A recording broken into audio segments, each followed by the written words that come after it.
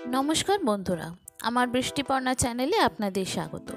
আজ আমি চলে এসেছি শিমের একটা রেসিপি নিয়ে।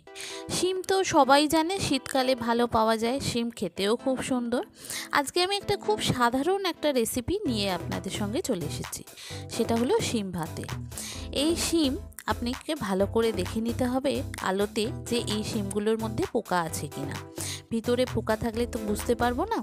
তো আমার মা কী করতো, শিমগুলোকে একটা কাপড়ে বেঁধে বা দড়ি দিয়ে সুতো দিয়ে বেঁধে এগুলোকে কী করতো ভাতের মধ্যে দিয়ে দিত। অনেক ভাত হলে দিয়ে দিলে ভাতের মধ্যে সিদ্ধ হয়ে যেত। কিন্তু এখন তো সবাই আমরা ছোট ফ্যামিলি হয়ে গেছি, তো এখন বেশি ভাতও হয় না, সবাই হেলথ কনসাস, অল্প ভাত খায়। তো সেই জন্য ভাতে আর হলো না। এগুলোকে আমি পুরো পরিষ্কার করে ধুয়ে নিলাম, আর কিছু আলুও নিলাম। এগুলোকে আমি প্রেসারে সিদ্ধ করব। যদিও ভাতের টেস্ট এর মধ্যে আসবে না, ভাতে দিলে যে তার ফ্যানের মধ্যে সিদ্ধ হলে যার গন্ধটাই যা আর সুন্দর আসে, সেটা হয়তো অতটা সুন্দর আসবে না, কিন্তু তবুও এটা আরও সুন্দর খেতে হয়। তো চলুন এইভাবে একবার শিম ভাতেটা করে দেখি। তো আমি প্রেসারের মধ্যে অল্প জল, আলু আর শিমগুলো দিয়ে দিলাম। শিমগুলো কিন্তু দুটো ধার কেটে দিলে চলবে না, এগুলোকে গোটা গোটাই দিতে হবে। এবার এগুলো প্রেসারের মধ্যে আমি দুটো সিটি দিয়ে নেব, দিয়ে এবার এগুলোকে আমি নামিয়ে নেব। নামিয়ে এগুলোকে ঠান্ডা হতে দিতে হবে আর জল ঝরতে দিতে হবে, কেননা শিমটা যখন সিদ্ধ হয় তখন শিমের মধ্যে অনেক জল চলে যায়। আর যেহেতু ভাতে সিদ্ধ হয়, সেখানে ভাতের সঙ্গে তো ভাতের মাড়ের সঙ্গে তো জলটা চলে যায়, তো সেই কারণে শিমটা সিদ্ধ ভালো হয়। আর যেহেতু আমি প্রেসারে করছি, তো এখানে কি হবে, শিমের মধ্যে প্রচুর জল চলে যায়। সেই জন্য শিমটা ঠান্ডা হওয়ার সঙ্গে সঙ্গে এটা জল ঝরতেও দিতে হবে। এটা যখন ঠান্ডা হয়ে যাবে, তখন এটা যে দুধারে সুরগুলো আছে সেগুলো আমি ছাড়িয়ে নেব এক এক করে। বন্ধুরা, রেসিপিটি যদি ভালো লাগে তাহলে আমার চ্যানেলটিকে সাবস্ক্রাইব ও ফলো করে দেবেন, আর পাশের থাকা বেল আইকনটি অবশ্যই অন করে দেবেন।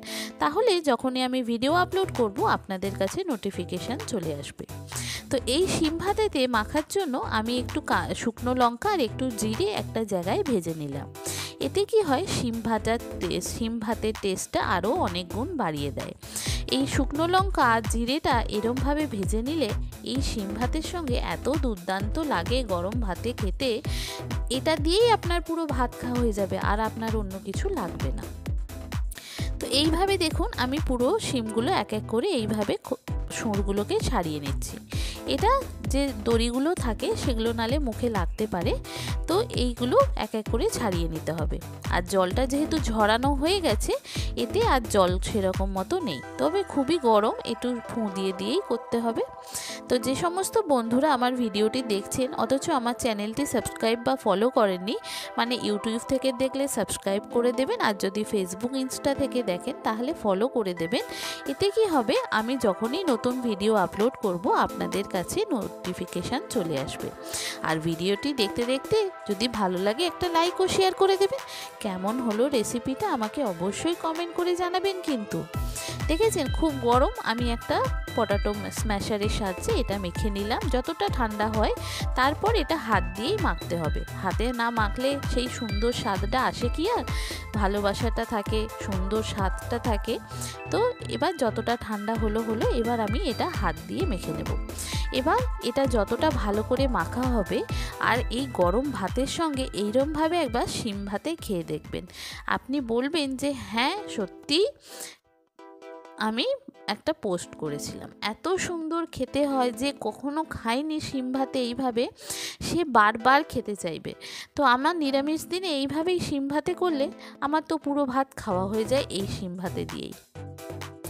তো এবার আমি ওই শুকনো লঙ্কাটা আর যে জিরেটা সর্ষের তেলে ভেজেছিলাম সেটা এর মধ্যে নিয়ে নেব, নিয়ে একটু নুন দেব, দিয়ে এটা ভালো করে মেখে নেব।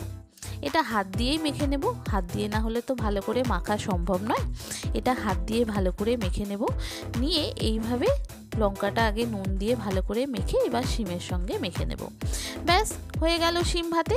এবার এটা আপনি ভাতের সঙ্গে গরম গরম খেতে পারেন।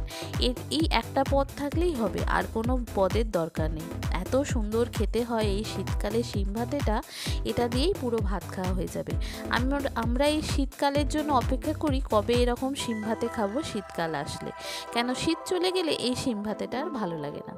তো আমার রেসিপিটা কেমন হলো অবশ্যই আমাকে কমেন্ট করে জানাবেন। ভালো লাগলে একটা লাইক ও শেয়ার করে দেবেন। নমস্কার বন্ধুরা।